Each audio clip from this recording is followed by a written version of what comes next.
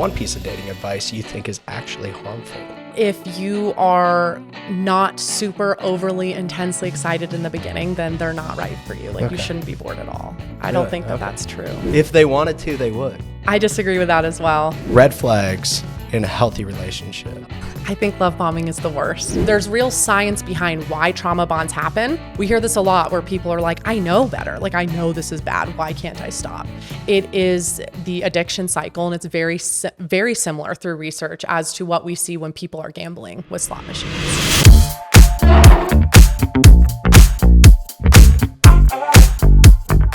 Hey guys, welcome to another episode of Table for One. We have Kaytlyn Gilner here. Hi. Yeah. I was going to ask you a question, but I'm just going to go through her accolades right here. Host of the Not So Dumb Blond podcast, social work therapist, mental health advocate, and community organizer, especially in trauma, relationship, and dialectic behavior therapy. Dialectical behavioral therapy. Close enough. Oops. Well, it's me. Yes. You know? Tried your best. That was on me. It doesn't get much better from here. Yes. Actually, it does, because we have Kaytlyn on. Yeah. She's going to give you guys some good advice, and we're going to learn something today, everybody. So, Yes. yeah, it's going to be very good. Thank you so much for coming on. Thank you. I'm so happy to be here. I do have to make one very small minor correction. I'm not quite yet a therapist. I'm almost there. I'm in school right now for my master's in social work, but I will be accepting clients next year. So I'm excited. Okay. Yes. Yeah, my bad. I still have some good stuff, though. I did have soon to be on here, and then I just kind of wrote it off. It's fine. Yeah. You're good. She's honest. You want to go to her Yeah. guys next year. Okay. Okay, dating as a therapist or soon to be. Yeah. What is that like? Oh boy. In some ways it's easier because you know what you want. I know what I want, and I know what to look for, but it can also be more difficult because I'm still a human. Yeah. Just because I have insight and awareness does not mean that I don't still have the same feelings as other people. It still can be hard. I still get anxious sometimes. I still have the same everyday experiences that everybody else has. I'm just more aware of it, right? Mm-hmm. It's just more about being aware of when I need to pump the brakes and actually making sure that I'm following through with that and practicing what I preach. So I think that that's what makes it a little bit more difficult. My next question was, do you ever not follow your own advice? Absolutely. I mean, I'm going to be honest here. Anybody who says that they are just 100%, they have it all together, it's just not true. We're all working through something, therapists included, which is why therapists have the knowledge that they have to offer people, is because they've been through stuff, right? I'm great at giving advice, not great at following it. And that is, yes, that's very common. Yeah. Can you spot like a bad apple from, miles away? Yes, I can. And that is part of what makes it difficult, right? Because also what might be a bad apple for me might not be a bad apple for someone else. But I do have the ability to pick up on things a lot quicker and a lot more easily. And again, it's kind of like a blessing and a curse. The more you know, the more you can't really unknow, right? So then you're like, oh, well, I know this, so I can't continue to make that mistake because I know that I'm not supposed to. But when you don't know, you can just make all the mistakes you want. True. What's a line guys hit you with that you're like, I've heard this 1,000 times. This is a red flag. Oh my gosh. My ex is insane. That's probably take that out of the that's the hardest one, is saying, yeah, my ex is insane, or she was like very controlling. And it doesn't mean that maybe that wasn't the case, but without acknowledging also their part in it, he made her insane. Sometimes my mind does go there. I have to be careful, but it's also just ensuring that they have the awareness around it of like, yeah, there were probably bad patterns on both parts, right? Yeah, if all of his 42 exes all went insane, maybe he's the common denominator. Exactly, right? Maybe there's something to look at internally. Yeah. Oh, what's an example of self-sabotage that people don't realize that they're doing when dating? Yeah. I think a really good example of self-sabotage is probably when people think that they're being very, very picky. And to an extent, that is really good. But I do think that we've kind of glorified this idea of, does it sound familiar? No, not at all. This is the old picky meister over. I mean, being picky is good to an extent, right? You want to have like what you know that you want and what you don't want. But sometimes that can go really, really far to where you're not allowing yourself to open up to someone. And I think that we've kind of glorified that. We've glorified this idea of being detached. And I think that that can be very problematic. And without actually allowing ourselves to understand that we're going to be with someone who has flaws and we're not going to have 100% anybody, we're kind of cutting ourselves off from the ability to connect. So that may look like someone maybe not being emotionally available or ready and not knowing it, or they may need to just reevaluate what their deal breakers are. Okay. Yeah. Do you have anything to say about that? Or would you say you're picky or not really? Yeah. Yeah.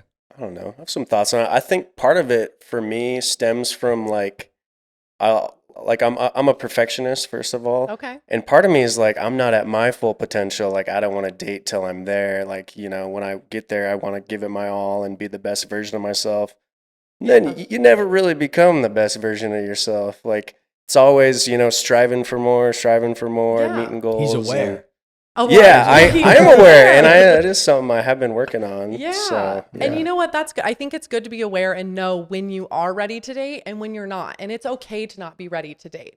I would more be concerned if someone is ready to date and they're searching and searching, but they're finding, for example, I had a man, one of my best friends many years ago, he said that she was too smart. That to me that's, you know, worth taking a look at, you know, like unless The you guy really, was too smart? the guy said that she was too smart. okay. And then the other example was her apartment was too clean.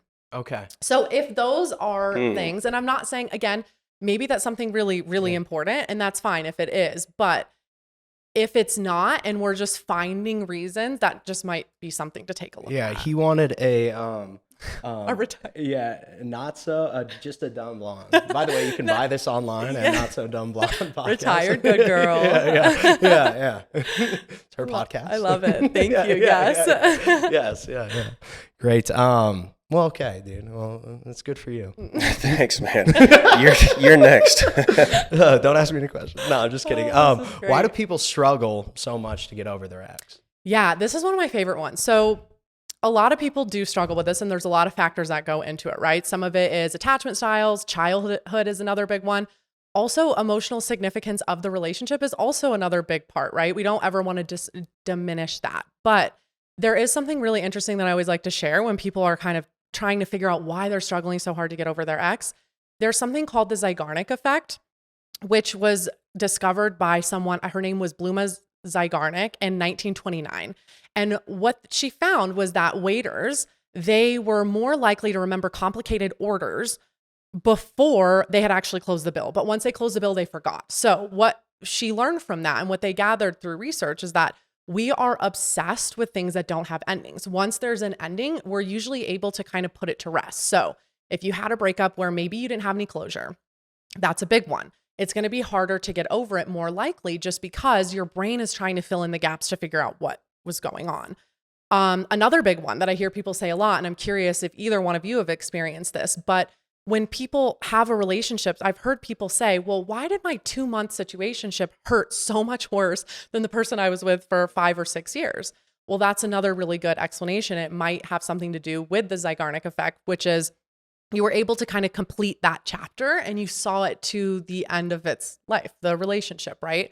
But when these earlier relationships end, you still have that idea and the vision of what you wanted the future to be like. Yeah. And that unfinished ending can kind of cause a little bit of obsession sometimes. Yeah. Okay. Yeah. I feel like there's always been like a situationship where it's like, oh, why didn't they like me? You know, and then you take it a lot harder. Like, what did I do wrong? Yeah. Blah, blah, blah. And then I feel like the longer ones, it's just, there was an ending to it. Exactly. It was, you know, I made my peace. Yes. And then so. You know why it worked, why it didn't work out. Yeah. So you do not think closure is a myth? Ooh, that's a good question. Yes and no. I think that oftentimes when a relationship is healthy and a relationship ends, there's not as much of that. There's pain, there's grief, but the devastation of like the crippling devastation of a relationship ending where there's obsession around it, for me, and based off of research, is typically an indicator of maybe there was a little bit of intermittent reinforcement in that relationship, right? I think in those relationships, I'm not sure that closure is 100% necessary, but I think it really does depend on the person. Now, I do think closure is very healthy and necessary when you're coming from a healthy relationship and it's just not working out with two people. Okay. So stay friends with your ex or don't stay friends with your ex? That's it. So this one's controversial, and I worry about talking about this one sometimes because I know it ruffles some feathers. Yeah. I am on the team of not staying friends with exes, but I know it is different for everyone. So this is not a blanket statement. I'm going to be careful. Nobody cancel me. But like, I do think that it is, it's important to really look at why you're wanting to stay friends with your ex, because the reasons why behind it actually matter more than we think. There's been a lot of research based on how partners choose to stay friends with exes, and some of those reasonings can be tied to more narcissistic traits in individuals as well. That doesn't mean everyone who stays friends with their exes has narcissistic traits, but it just is important to look at the reasoning behind it and assess how it makes your current partner feel. I mean, if you're in a relationship with your current partner and they don't feel comfortable with it, it's definitely worth having a discussion for sure. Oh, I don't like it. I don't stay friends with exes personally. And one thing I do want to say about this that I think is really, really important. So a part of what I do in my work and what my mission is to make sure that no one, especially women, but everyone, nobody needs to feel small or override their own needs. If you do not feel comfortable being in a relationship with someone who's friends with their exes, you do not have to try to make yourself feel comfortable with it. It doesn't make you insecure. It doesn't make you crazy. But you do have to choose a relationship that works for you instead of trying to change a person, right? And try to, make them feel how you feel. It's always worth a conversation. But I hear a lot about people saying, well, she's insecure, or she's crazy, or he's insecure and he's crazy. That is not true. We all have our different standards, and some people don't want to date people that smoke cigarettes, and people don't say that that's crazy, but you're allowed to have your own standards and opinions. Yeah. I think I just don't maybe it's a guy thing. Maybe it does stem from insecurity, but like picturing like that person, in their past with that ex. And so like, I'm like, oh, I don't want to And that's normal, and that's okay. Okay. And research does find too, and again, I'm saying all of this loosely, but people who relate more to having some avoidant tendencies are usually more okay with partners and with their partners being friends with exes and them themselves staying friends with exes in a relationship, which is fine. But I personally don't relate to that. I do not, I'm in the camp of not being friends with exes. I don't think it's the healthiest thing, but again, so many other people feel differently, and some people make it work out just great. At what point does someone's past stop being an excuse and become their responsibility? Oh, immediately. Yeah. Okay. So I think that we all have baggage that we're taking from our relationship. So I think when people say, that's coming from your past, and they're not being understanding of the fact that you have the past, I think it's not so black and white. And that's something I talk about a lot with dialectical behavioral therapy, which I'm sure we'll get into. Dialectical behavioral therapy means two opposing truths can be true at the same time. So there's no one answer. Things are not as black and white. So I totally forgot what you said. I'm sorry. Okay. Yeah. No, it just, so you're you might saying have to edit that part. You shouldn't, even if you do have baggage and yes. Okay. I was going somewhere good with it. Yes. And you're not trying to bring that in to the next relationship, and maybe you're conscious about that, but it still does creep in and you have to work on that. Yes. Okay. Yeah. So that is inevitable. That is going to happen. It doesn't matter if you're healed or not. We are all a product of our experiences. So I think having the expectation that someone doesn't bring their past into the relationship, it's not realistic. It is not realistic. It is not that black and white. However, I do think it's important to where if you do have stuff that you're bringing into the relationship, to be aware of it and be ready to talk about it. Okay. Which I think is hard. What date should you hit him with all the baggage? Wait, that's a really good question. Man, I think it differs for everyone. It depends on what stage you are in life and how quickly you're wanting to move into a relationship. Okay. I think it really is individual, and it just depends on what you, the individual, feels comfortable with. And then also like what the other person is comfortable with that you're on a date with, right? Yeah. There's some people that on the first or second date, I mean, I will say I like talking about stuff. Can't scare them away though. Yeah, right. You gotta wait till. I would say there's a difference between like trauma dumping and having conversations about like, oh, I've experienced a little bit of this. But it does differ. Yeah, it differs for everyone for sure. So Southwest Airlines over here, bags fly free. A lot of baggage, this guy. Lots of baggage. A lot. No, Wait, this guy I'm doesn't so have any interested. baggage. This guy's, I don't think he has one piece of baggage. Catching on him. flights, not feelings. Yeah. No, he's a good guy. That's funny. Sometimes. Trauma bond. Okay. Okay, well, like, what is a trauma bond? What do people get wrong about Yeah. it? Is it just like, why are they doing this? Yeah. Can't be healthy, is it? Yeah. I would say it probably doesn't feel healthy to either one of the people that are in the dynamic.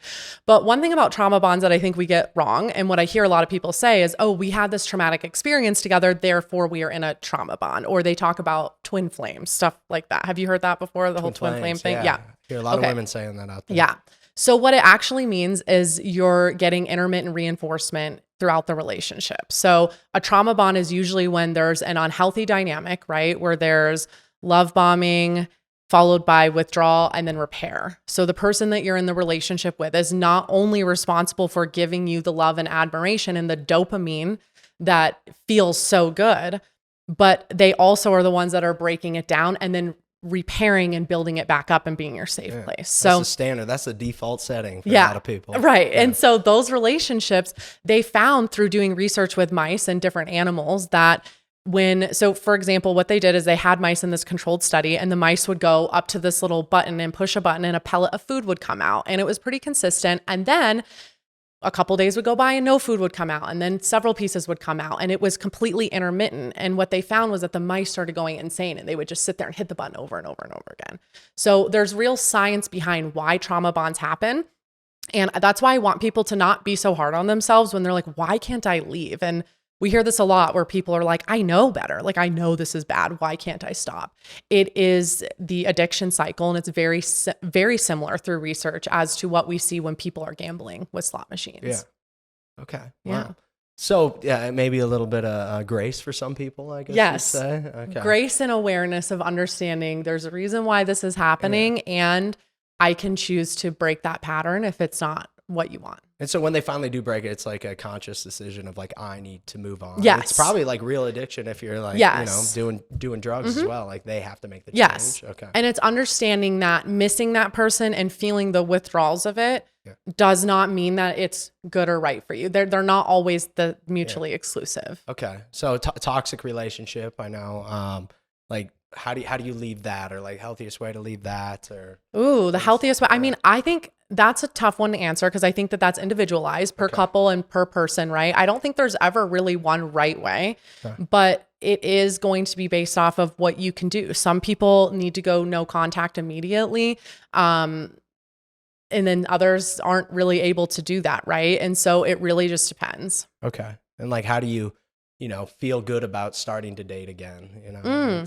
Yeah, I would say for me personally, and from what I've seen, just building that trust with yourself again is really, really important, because a lot of times what people are mourning and what they feel really upset about when a relationship ends, it's not always necessarily the other person or the relationship. It's losing themselves and not trusting themselves and being like, why did I not leave sooner when I knew it wasn't right? Or why did I not listen to the signs before? Because there are always signs, right? And really building that relationship with yourself and building that self-trust so that you can know that you are in tune enough with yourself to walk away next time is going to make dating a lot better, because you're choosing from that sense of groundedness. Yeah. Yeah. And probably not a lot of people do that because they get It's back hard. into a same pattern and stuff, and they're just used to it. Yes. Okay. Exactly. Okay. And our brains are more comfortable with a chaotic familiarity than something unfamiliar. And again, that's not to shame anyone at all, because this is a part of our brain chemistry of why we do that and how we were raised. And there's so many different factors that go into it, but it is very common for people who have a relationship like that to continue that pattern for a while. So easy to say like, oh, buddy, you're fucking up, or like, like, why doesn't she just leave, or anything like that. And then this sort of pattern won't keep happening, but like, it's hard too. It's hard too. Yeah. Exactly. Yes. Okay. Therapy speak on social media. Is it making dating worse? Yes, I think it is. I think therapy speak on social media has become pretty harmful because, one, we have people who are not trained who are talking about these things online. Not to say that they don't have beneficial experiences that people can benefit from, because they absolutely do. And I think that people sharing their experiences is highly, highly valuable. But we hear a lot of terms of like narcissist being thrown around. Borderline personality disorder, I'm hearing actually way more than I ever have. And when we're diagnosing people for just having incompatibilities, it can become harmful because we're putting people in boxes. If we're calling people narcissists, when really a true portion of the population of people who are diagnosed with NPD is very, very small. Yeah. We all have narcissistic traits. This may be an individual that just is emotionally immature. Maybe they're a little bit emotionally avoidant.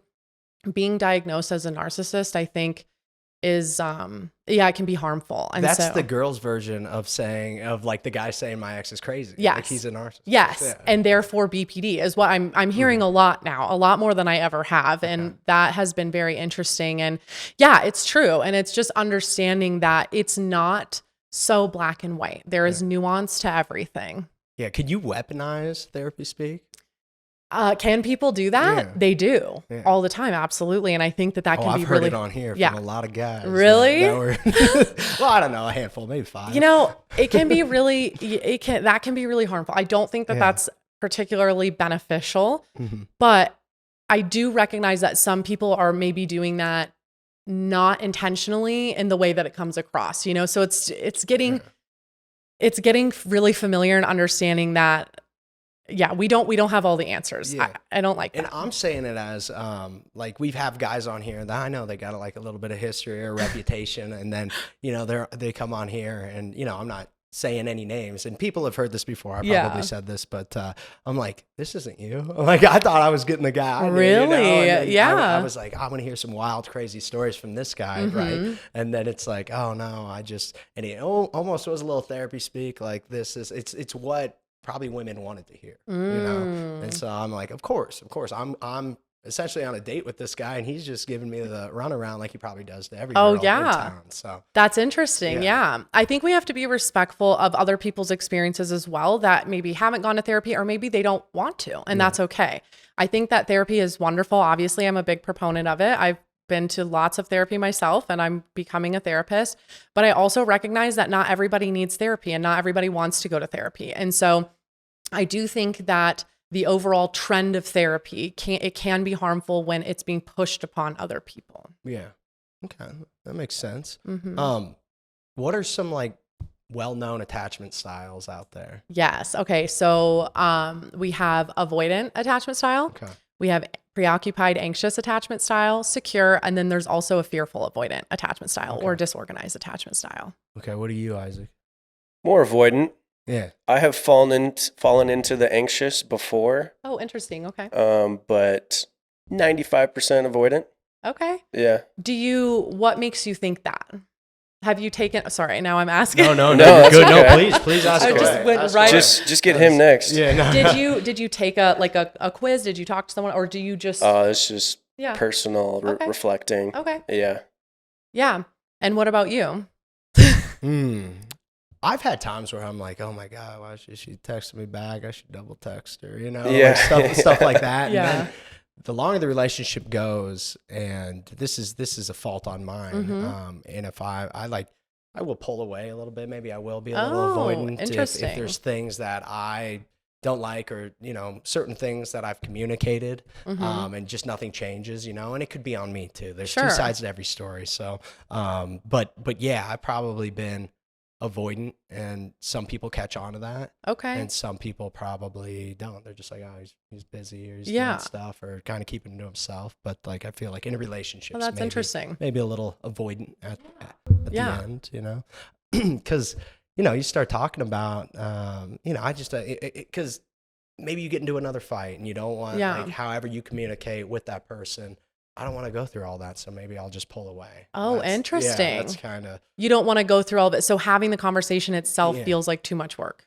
Yeah, sometimes if it's not like a healthy conversation, or like, not a civil, like, hey, let's just talk about this. And if it's going to cause me a little bit of uncomfortability, I'm out. That's very interesting. Okay. Yeah, I could...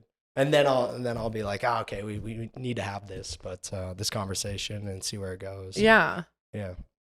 Can you change attachment styles, or? Yes. Okay. And I think that that's something really, really important, is because people are talking a lot about attachment styles right now. And I'm all for it. I think learning attachment styles is something that absolutely changed my life, and I needed that.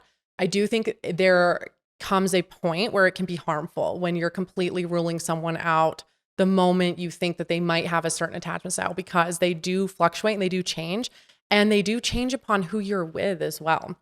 We do typically have a direction that we tend to skew more in relationships. But I mean, I don't know about you, but I've been in relationships where I felt completely secure and never had an anxious or an avoidant bone in my body. And I've had relationships that have made me feel more avoidant and more. So it really does just depend. And that's just one thing I want people to know is it's not a fixed thing. You can work on it. And particularly if you have a good partner to work on it with, I think it can be really beautiful. So kind of piggybacking off that, like how can a man best support a woman emotionally in a healthy relationship? Oh, this is so good. Okay. How can a man, so it depends. I mean, every woman is different, right? Because we all have our past and our different histories. I would say if the woman, I'm trying to come up with an example of something what's an example that she's looking for support for? Maybe it's her career, or maybe it's like support in feeling assured in the relationship. Okay. So So I think the number one most important thing for both partners is to show curiosity towards your partner. Mm-hmm. I think where things become a little bit concerning from the like mental health perspective is when there isn't curiosity for the other person's experience. So I know a lot of times, and this isn't gender exclusive, but in this case, if a woman is looking for more reassurance, sometimes if the man is leaning a little bit more avoidant, he might take that as I'm not good enough or I'm not providing enough, because if I was, she wouldn't be needing reassurance, right? Mm-hmm. I think it's really important to note that it's just her internal experience and getting curious about what it is that she's experiencing inside. I think that's probably that's a really big green flag to me. Okay. I mean, what do you hear? Is it mostly like from women if they don't feel like they're getting everything out of a relationship? Mm-hmm. Like what kind of things like do you tell them on that? It's like, well, one, we have to fulfill our own needs. Okay. So that's important. So making sure that you have your own hobbies, making sure that you're fulfilled in those areas of your life, because no one person can do that for you. But I am not on the train of not asking for reassurance in a relationship. I think that that's fine. I think it's actually healthy to find a partner that you can ask for reassurance from. Okay. And that's actually what the research shows. So Dr. Sue Johnson, she focuses on emotion-focused therapy, which comes a lot from attachment theory. And what she says is conflict is not the issue. Actually, when there isn't conflict, that's more when she would be concerned, because that means people are likely not speaking up or they're not being honest, right? But the biggest concern is when we do express like, oh, hey, I need a reassurance, or I'm feeling nervous right now. Could you hold my hand or give me a hug?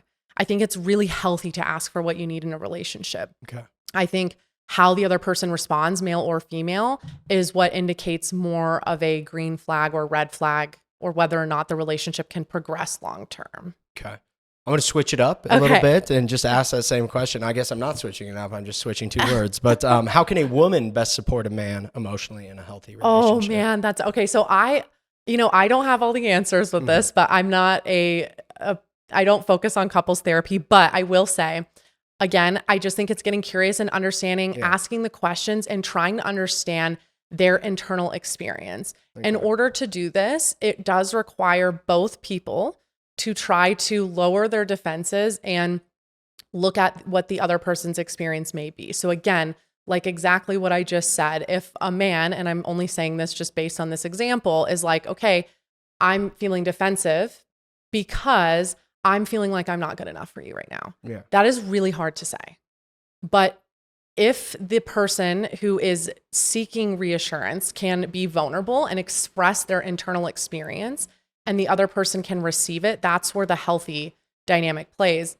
And the other important thing in couples therapy, the one thing that is focused on is the dynamic. It's not one partner or the other. It's recognizing that there's a dynamic. There's like a third party in the relationship, which is the dynamic. And it's being able to look at things with curiosity from both perspectives. Okay. Have you ever felt like you needed more in a relationship from a woman?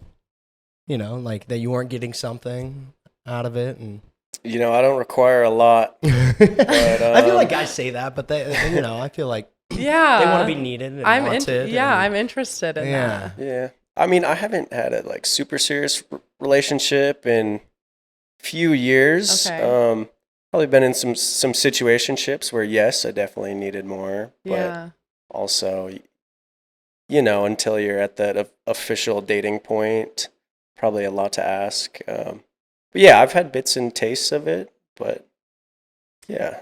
So one thing I would say is we're all biologically wired for connection. Mm-hmm. And I do think, and I talked a little bit about this earlier, is there's a lot going around where it's kind of glorified to be detached and not needing people.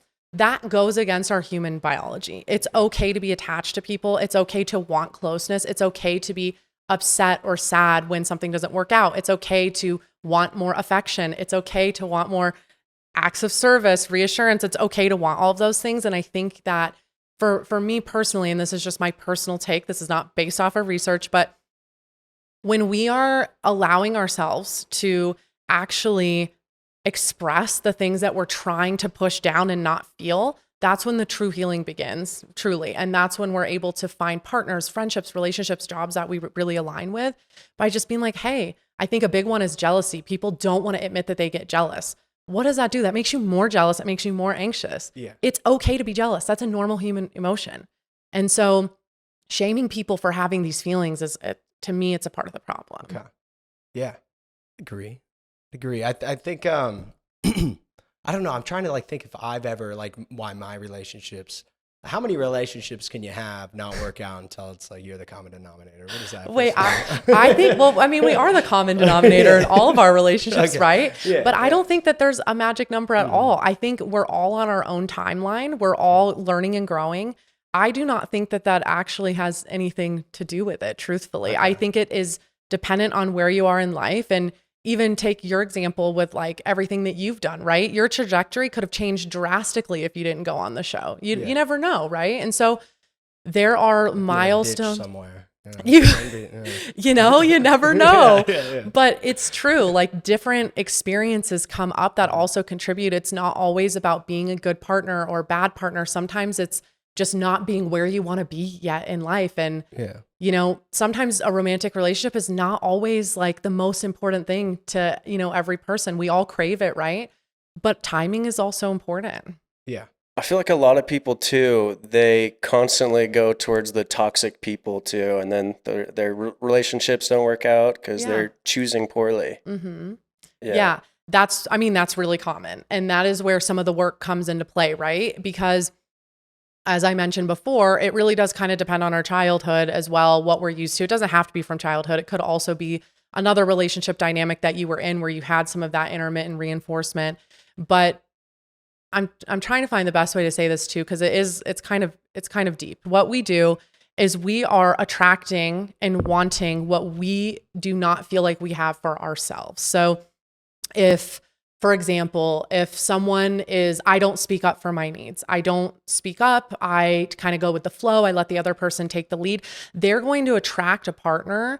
And again, this is more my opinion. They're going to attract a partner that is going to be probably more outspoken and more domineering, right? And if that's the pattern that you continue to choose, it really does start within you. And I know it sounds cheesy, but it's getting to more of that equilibrium between finding that security and that self-trust within yourself of how can I learn how to meet those needs myself and be that person myself. To me, that's a really good step in the right direction to try to break some of those patterns, because then you're not necessarily searching for the same partner that you've been searching for this whole time, because you yourself have changed, if that makes sense. Okay, that makes sense. Yeah? Yeah. Yeah, you should fulfill your own needs kind of a little bit before you. I feel like in past relationships, I probably had needs and wants of even how was your day, or I wouldn't give much of it, but maybe I had a hard day and then I wouldn't express it. And then when I asked that, she did have a hard day and she expresses it, and maybe it's a constant feeling of like, oh my God, like I feel like I have to be there for her more so. It feels like another job, as well as, maybe I am going through something, but I'm just not speaking up about it, which I think maybe is kind of my fault. And so like I got double of like taking on your problems, and then also like the stuff that I don't speak up about as well. Right. Yeah. And that's really common. And I think that that's also how, men have been socialized as well to kind of push things down. Yeah. And I think that it's very helpful to start, practicing speaking up. But I also think it's also on the women on the other side as well. If you're looking for a man who speaks up, who talks about how he feels, we need to be more open to receiving it. And obviously I'm just talking about heterosexual relationships for the purpose of this conversation. It could be anyone, but like, putting, knowing that sometimes men who have been socialized to push things down a little bit more, when they do talk about it, it's not easy. So having that safe space for someone to do that is also really important. Okay. Yeah. It's good advice, guys. And I will say really quick, when we're not speaking up. So like if you're not speaking up. I'm not. Yeah. I'm not. Never do. It's just internalize. But that's the dynamic. Makes it worse. Because it's becoming imbalanced, and it's creating a position where she's going to need to overcompensate. Yeah. Which I don't know what your patterns are, but that might be a part of the pattern. But once you start breaking that part of the pattern, the other person will begin to shift as well. It's kind of like a dance. Okay. It's good to know. Good to know in the next relationship. Maybe I'll implement it and things will be different. Give it a whirl.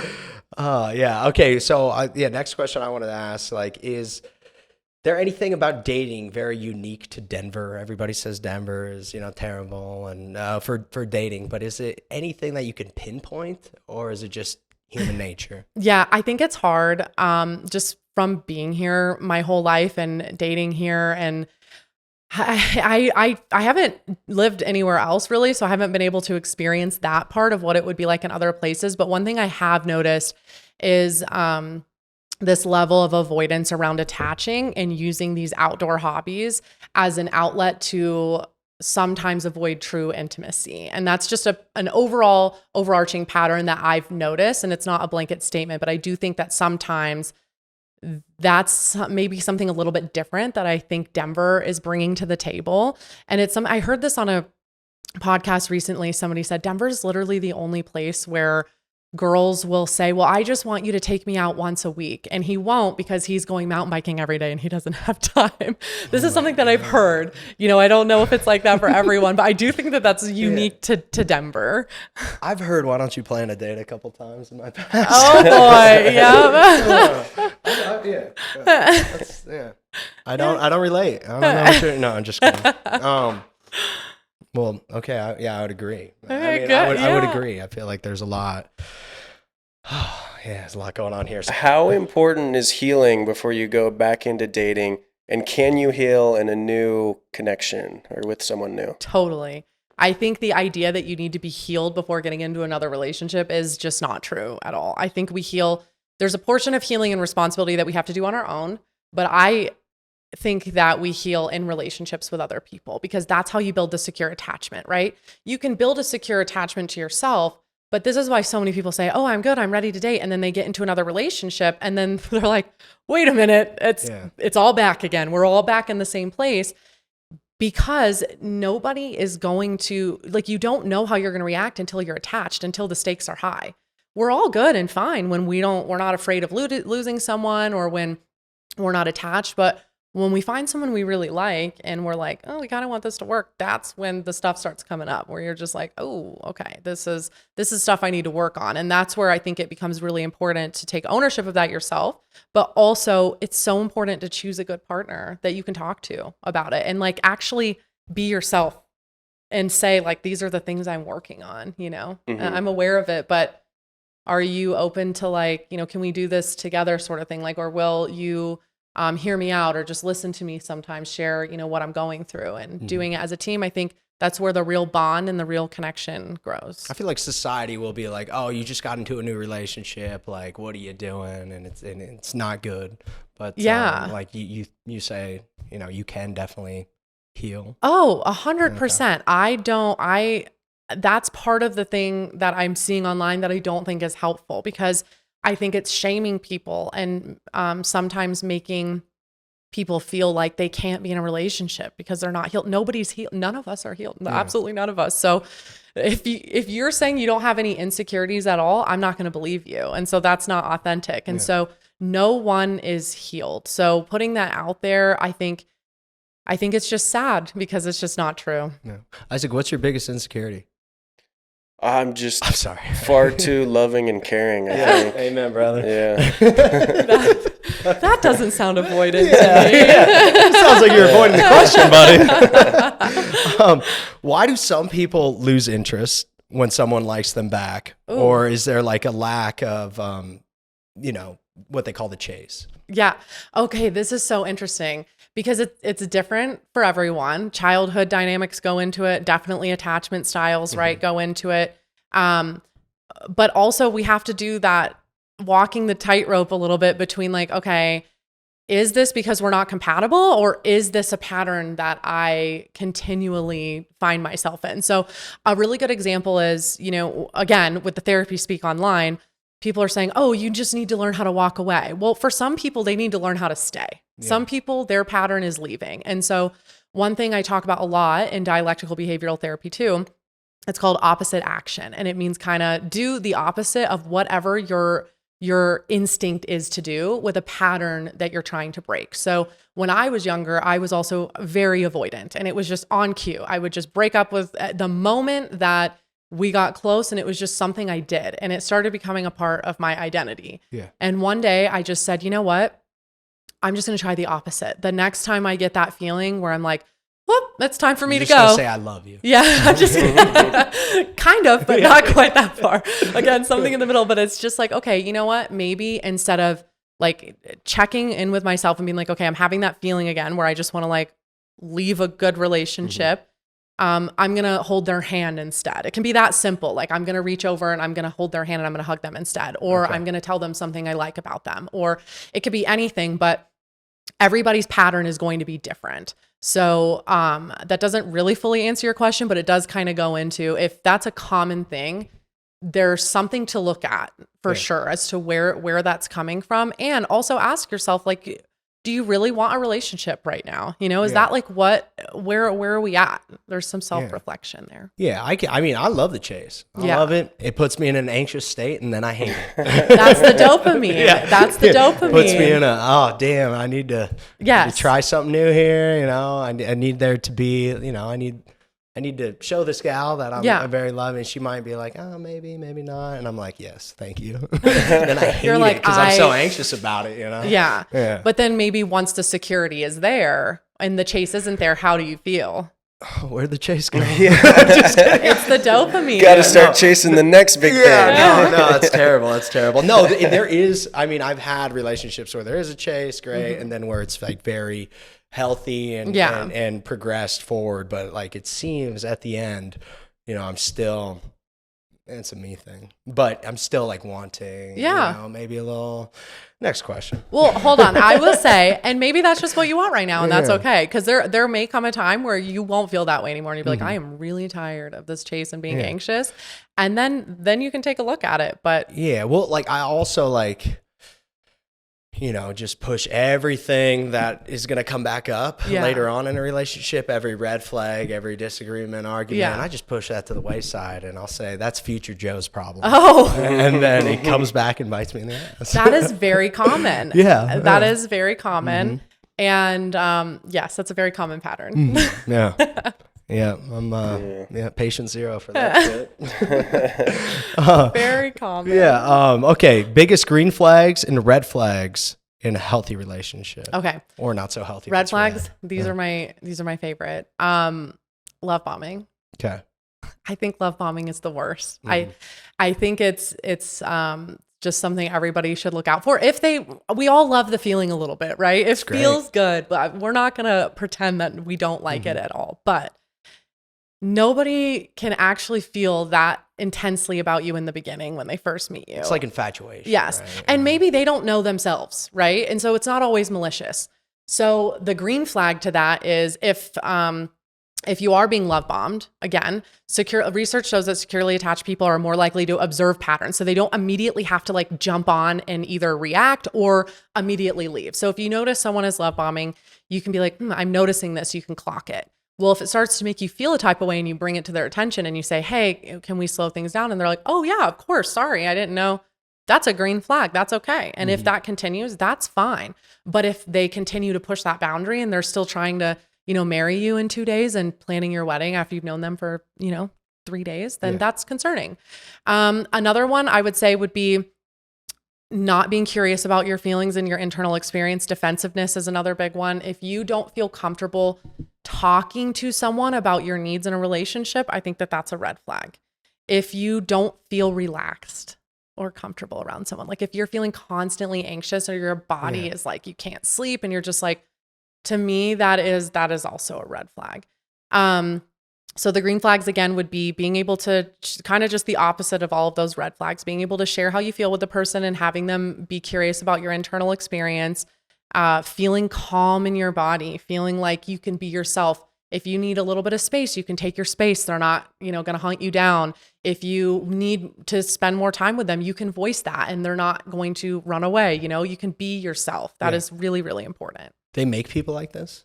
Guys and girls? Securely attached individuals, yeah. They just don't live here. They're out there, 50% of the population. I see a lot of guys like, I just want some, a woman to bring me some peace. And they're lying straight through their teeth. They want a little toxicity in there. And I think that's where people, we got to get honest with ourselves. And hey, it's okay to admit that too. Like it is okay if that is something that, somebody wants, but being real with ourselves, I think is the first step. Oh yeah. I mean, peaceful relationship is boring to people, I feel like. And then it's not like, they want a little chaos. Yeah. It can be. Yeah. Yeah. Well, not speaking from experience. Of course not. No. No. Okay. What's the fastest way to find out if somebody is emotionally available? Talking to them about your feelings and being open and upfront quickly. What if they're a great liar? Oh, yeah, that's tough because that happens. I think that a good way to tell, people can't fake it after a certain period of time. Yeah. So I think that that's where it's important on you to be consistent with yourself. And so one thing that I like to do, just say what your needs are up front and continue to do that and don't stop because if a person gets, like I hear a lot of women say that my retired good girl mug, they're trying to be chill. They're trying to be the chill girl, but that's not realistic. Nobody's being authentic in that situation, right? So if you are trying to be the chill girl, then what you're doing is you're attracting someone who is like, oh, this is nice. I don't have to worry about anything. Yeah. They don't have to face anything, right? But then when you inevitably have needs, because you will, and you're already attached in the relationship, then you might find out whether or not that partner is going to be able to have the capacity to meet your needs in the way that you want. So for me, I would say the biggest thing for both men and women, anyone, is to speak your needs up front, even if you're scared, or if somebody does something that bothers you. It doesn't have to be a huge 3-hour conversation. It can be like, hey, like you said that the other day and I didn't like that. Well, if they struggle with taking that feedback, that's okay, but that might not be the person for you at that time. Yeah. I think it's a good way to suss it out because people who don't want to deal with it, they'll leave pretty quickly. Okay. It's good if they get defensive, then it's like. If they get defensive, I would be curious about that. Yeah. Okay. We've asked a lot of people this, like kind of dating coaches and stuff. Like when should you wait to sleep with somebody in a relationship? Yeah, this is a tough one. I think this is different to everyone. I truly cannot, I'm going to give the most typical mental health professional answer, which is it really depends. Everybody is very different. I think if you struggle with being more anxiously attached in the past, or if that's something that an individual is trying to work on. And again, I'm trying to not make blanketed statements of being anxiously attached, but if you tend to attach very quickly and it's a pattern that you are trying to break, I would think that waiting a little bit longer to get to know someone would probably make the experience a little bit smoother and less chaotic and less scary for that individual. Likewise, for individuals who might be a little bit more avoidant too. It really does just depend. Okay. I know that's not a very direct answer. No, it's good. But I mean, if you have an anxious attachment like issue in the past, that makes a lot of sense, right? I mean, the truth is when you sleep with someone, it changes the dynamic. Yeah. And you are introducing a level of attachment before you've actually gotten to know if you're compatible with someone. If you're okay with that and you can handle it and you're in a good position for that, then that's totally fine. I would just say that if you're not, if you're struggling with that, or you're afraid, having fear of rejection, or feeling like you really are concerned about just patterns in the past like that, I would say wait, because then you can get attached once you know that it's a compatible relationship and someone that's healthy to attach to. Yeah. That probably weeds a lot of people out. It does. Yeah, it does. Okay. Great advice. Another piece of dating advice. What is one piece of dating advice you think is actually harmful? Oh my goodness. If you are not super overly intensely excited in the beginning, then they're not right for you. Like you shouldn't be bored at all. I don't think that that's true, but that's also my personal experience. So, and my thoughts, I think that a lot of times people confuse the chemistry and the anxiety for someone being right for them, for someone being compatible with them. And I hear this a lot when people are like, oh, I'm a slow burn or I'm a fast burn sort of thing. I don't think it's a bad sign if you meet someone in the first couple of dates, you're like, meh. I think that's an okay sign. I think that means they're not activating your attachment system. You can decide how you feel about this person based off of whether or not you're compatible, whether or not you like them, not based on whether or not, you're feeling like super intense, like, are they going to text me back, or, what's going on? That's very clouding. So that I think is bad advice. I would also say having difficult conversations early on, or any sort of conflict early on, people will say, oh, it's too soon, you shouldn't. I also disagree with that. I think it's when you are getting into your 30s or your late 20s or whatever, these are two completely separate individuals who have their whole ass different lives, as they should, right? How can you merge two lives and not have any conflicting? That to me would be more concerning. So having the conversations up front is not bad. I think it's great. How you handle them matters, right? Yeah. If they turn into big blow up fights, that's probably a red flag. Okay. But if you are just having conversations, or you're getting to know each other, or maybe you just don't like something that this person does and you're trying to, it's okay. It's okay to talk about it. Yeah. Sometimes I like when disagreements, healthy disagreements, Yes. like I hope they have different opinions on certain things than me. Like I think there's probably pillars, right? Yes. Do you think? It can make you closer. Yeah. Again, it's all about how you handle it. Like for me, it's after you have a conversation with someone, do you feel better or do you feel worse? Because we've all had those relationships where you have a conversation with someone and you're like, I feel worse. I feel so much worse. I wish I didn't say anything. Yeah. I can't keep a straight face in an argument, which I think pisses a lot of women can't. off. Like I wonder why. I'm just like, oh. And then somebody might be really, really heated about something. And I'm like, oh yeah, okay. I'll kind of make a joke or something. They don't like that. They don't like that. I wouldn't think so. Yeah. They don't like that. I can't take anything serious. I will. I just. Do you think that's a defense mechanism, or do you think you really? Yeah, I'm sure it is. It's fun. it's not. But I'm also like, maybe I should care more, or just be like, oh, what do you think? And then I don't know. I'm just not. Yeah. Okay. Yeah, I could dive into that, but do you want to unpack that? Maybe on your podcast we could unpack that. How can people stop spiraling when they get anxious in a relationship? Yeah. So again, it really comes back to, first you have to regulate your nervous system. So we have something called the window of tolerance, right? If you're dysregulated, and then also we talked about Maslow's hierarchy of needs. If you don't have food, shelter, security, your community, your basic needs met, it's not time to focus on a relationship, right? You have to be able to connect with yourself. Make sure that you're giving yourself those basic needs first, but really just taking the time to stay in tune with your nervous system. And that's why I created a self reset guide, a DBT guide, to really help people kind of determine, okay, wait, is what I'm experiencing past trauma or baggage from my last relationship? Or is this like an actual red flag, or is it my intuition? Because it can be really hard to suss that out, especially when we are bringing our past experiences, especially when a lot of people do have some level of trauma that they're bringing into the relationship, right? So this is where I talk a lot about dialectical behavioral therapy and just really helping walk that middle path between our emotion mind and our logic mind. It helps our brain kind of restructure our thought process to where we can be a little bit more regulated and actually kind of suss out what our intuition is. Okay. And that's a DBT. So like if somebody was going in, is that like a form of therapy? Yes. Okay. So if somebody's going in, what does that kind of look like? Yeah. Then? So dialectical behavioral therapy is absolutely incredible. It was founded by Marsha Linehan. It was originally created for individuals who had borderline personality disorder because they needed funding for the research for dialectical behavioral therapy, and individuals with BPD had a higher likelihood of having suicidal ideation. I don't know if I can say that on this podcast. You could say anything. Right. Yeah. So DBT was originally created for that, to help individuals regulate their emotions. So maybe you're a little bit more reactive than you'd like to be in a relationship. So a small thing happens and you're just like, you're very reactive. That's something you want to work on. DBT is really good for that. But what I love about dialectical behavioral therapy is it's not like typical talk therapy. You can do DBT inspired talk therapy, but the traditional way of doing it is actually really structured. There are different modules. There are 3 different modules for it, and it goes over a long period of time, and it typically includes both group and individual therapy. So it's very intensive, but it is a really good way to just restructure our thinking process to where we can start to regulate our nervous system and change the way our brains kind of operate and think about stressful situations. Okay. That makes sense. How does so how do you implement that once you get that therapy? How do you like implement that?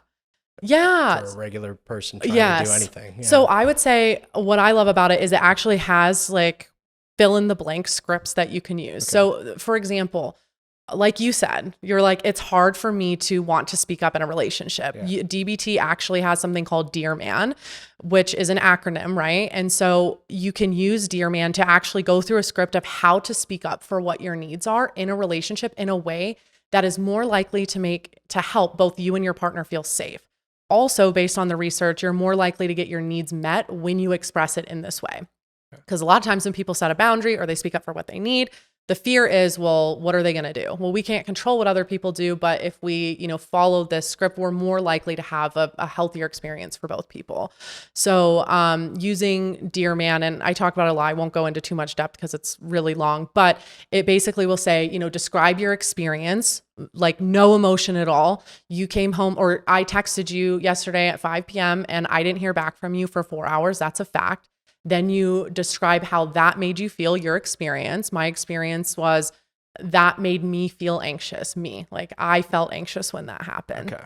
Then you will go through and assert, next time, can you please do this? So you have a need to ask, right? Mm-hmm. And then you kind of throw in some humor of like, if you do that, then I'll be less anxious and I'll, be off your case more or whatever. Yeah. Having a discussion in that manner can be really helpful to just start practicing setting boundaries and speaking up for your needs. So it's a very long explanation, but DBT has very hands-on tools. It's crazy. Like humans have been on this earth for however long. We still don't know how to communicate with each other. It's really hard because so many things get in the way. Yeah. We all have our experiences and our fears and our attachments getting in the way. And that's why DBT is great, because it kind of removes all that. And it's like, let's just focus on the facts. We're focusing on the truth of what's happening without filling in the blanks of our own story, our own past, just this. Yeah. Do you want to do something fun real quick? I would love to do something fun. Okay, do you want to do a segment brought to you by our sponsor? Yes. Okay, we're just going to roll the sponsor real quick. An hour in. Okay, our sponsor's rolled. This is called clinical or clickbait. Oh. Yeah, so I'm just going to give you like relationship, internet sayings. Tell me if they hold any merit. They're good. Okay. Never go to bed angry. Clickbait. Okay. I disagree with that. Why so? Okay. I just think sometimes you need to regulate first. If the conversation needs to stop and you need to pick it up in the morning, that's okay. Yeah. As long as you pick it back up. Need a real angry sleep. Yeah. Yeah. If they wanted to, they would. I disagree with that as well. Okay. Yeah. I think a lot of times people have things that can hold them back internally. Okay. Maybe they're just not thinking about it. Maybe they forgot. Yeah. You know what? That's possible, but I do think that it's just not that black and white. Okay. Trust your gut. I think trust your gut is great. You should trust your gut, but I think it's so much more complicated than that. Okay. Yes. I think a lot of times people don't know what their gut feeling really is. You could have a bad gut. You can have a bad gut. You can have a gut telling you things that aren't necessarily true. Yeah. Yeah. Your gut's saying go cheat on her. Yeah. Don't trust your gut. Man. Yeah. Okay. No response is a response. Yes, I think that no response is a response. Yeah, absolutely. I agree. Your partner should be your best friend. That is dependent on. It's so funny you say that because I was talking to someone that I met in Europe a couple months ago, and she was like, "Why would someone feel like they want their partner to be their best friend?" Yeah. She didn't. That's so. It depends. I don't get it either. Really? Yeah, I don't. I feel like I got like, well, okay, guy time is different than girl time. Your relationship with the guys are going to be different. Yeah, than so with like your girl. maybe I have a best friend that's a girl, which is my partner. Yeah. But I also have, my best friend is a guy, and we have too much fun probably. Yeah. But like, you gotta be a decent human being with your girlfriend. Yes. If that makes any sense. It's different for everyone. Yeah. That is person dependent on what's important to you. Some people want that, some people don't. Just different friends. Yeah. Different relationship. Right. It is important to have your outside friendships as well. Yeah. But whether or not you want that bond with your partner to feel like a best friend friendship is dependent on the person. It's true. That is true. Okay. People never change. I disagree with that. I think people change all the time, and they can. Amen, sister. Should you rely on them changing though? No, I think that, no, I think the person has to want to change. I don't think waiting for someone to change is the way to go, but it's all about capacity. I mean, some people, if you're with an individual who's working on changing something, they're actively working on it. It's on you to decide if you have the patience for that or not. And if you do, that's fine. That's great. And if you don't, that's also okay. And that's great. Yeah, I always say people never change. Maybe I got to quit saying that. I think they do. Yeah, I think they do. Yeah, I agree. I do think, I don't think you should date potential though. Yeah. Yeah. No, I agree. And again, that's person, maybe the individual who's dating someone for potential, maybe that's not that important to them right now. Maybe they're okay with that for a little bit until things get more serious, and then they can decide. Just depends. Got any questions over there, buddy? Okay, I just got one. I don't know if you have thoughts on this, but can we all agree that the compatibility of zodiac signs is a total myth? Oh no, this is tough. Okay, no way. I don't There's know. a lot of women. I know. I'm clip farming. Okay, listen. I do enjoy astrology and human design, but I also know that basing your entire dating life off of that, I may not be the best way to go. However, I do think sometimes if that gives them comfort into choosing what they want to do for dating, then go for it. But I do think there are so many other things to take into consideration aside from somebody's birth date when you're choosing a long-term partner. But that's a good question because the girlies love to talk about it. Sometimes I feel like it's some nonsense. I know. Sometimes I'm like, what do you even? Do you indulge in the conversations with them though? I will. I'll be like, so what is a Virgo? And like, what? And then they never really. Say anything I will say after. you said when your birthday is coming up in a month, and I was like, he's a Virgo. It's the first thing I thought of. Yeah. So, well, what is a Virgo? What is? I mean, like, what kind of grounded? Usually, I don't know if this is true, but like a true Virgo, it also I'm gonna sound silly. No, you have to. Now I want to know. I'm so curious. Well, it depends on your sun sign and so many other things. But again, I don't know. This is just fun. Like we like to talk about this. I don't necessarily believe in it to a deep extent, but I do think that it's fun to chat about. But I guess Virgos are typically more grounded. Okay. Yeah. But who am I? Yeah, I would say I'm more realistic. Yeah, if that's what that means. I don't know if that's what that means. Yeah. But, grounded, fun. My best friend's a Virgo, so pretty fun. Damn it, I believe. That aligns. That checks out. Okay, so we always end the podcast, and I know we really didn't talk about you personally on this, but we end with the same question. Why are you a catch, Kaytlyn? Oh my gosh, no, I wasn't prepared for this. I didn't hear this on your other episodes. Yeah. Nobody makes it past minute Wait, 5. you asked this for everybody. Why are you catch? Oh no. I care deeply about people, and I love lifting people up. Those are my favorite things with my girlfriends, with my partner, family members. I love lifting people up and helping people find their truest potential and being like their cheerleader. I think that makes me a good catch. And then also, I don't know. That's a really good one because not a lot of people have that. Okay. Not a lot of people have that quality. Okay, phew. All right, that's it. Okay, yeah, that's great. It's a good one. That's a really hard question to answer about yourself. Do people normally get nervous when you ask them that? Every time. Yeah. Okay, always. good. Almost every time. Yeah. Okay, your podcast is again? Yes, Not So Dumb Blonde. Okay. Yep. It's a mental health centered podcast. Okay, and that's what, and obviously because you've had schooling, but you're probably talking about it every day on your podcast as well. So yes, I you're talk very about well versed in all of this. Thanks. Yeah, I talk about all sorts of stuff, mental health conversations. I do deep dives with particular mental health topics with my solo episodes, but I also have really, really cool guests on my podcast. I've had leaders in mental health, doctors, psychologists come on, and also just everyday people just talking about their mental health experiences and having real conversations about it. And now you're going to have a degenerate on, so that's good. I can't wait. I can't wait. It's just what I need. I'll give you the real answer. No, I'm just kidding. Yeah. I'm joking. Thank you so much. And then people can find that at the Instagram handle as well. And so, then your personal as well. So both YouTube and Instagram. Okay. So YouTube is Therapy K. And then on Instagram, it's Not So Dumb Blonde _pod. Okay. Yeah. Fantastic. Thank you. This Reach out great. to her there. Yeah. Thank you so much for coming on. Thank you. A lot of great information. And hey, let's end this with a blonde joke. Do it. All right. I'm here for it. There's a dumb blonde, a smart blonde, and Santa Claus, and they're seen walking down the street together. They come across a $20 bill on the ground. Which one picks it up? Whoa. The smart blonde? The dumb blonde, because the other two don't exist. Thank Thank you guys for coming. All right, well, it's time for me to go. no rebuttal here. Yeah. It's just because it's called Not a Dumb. Yeah. Not so dumb blonde. Not Yes, so dumb I love blonde, it. That's good. Thank you. Thank you so much. Can't wait to end.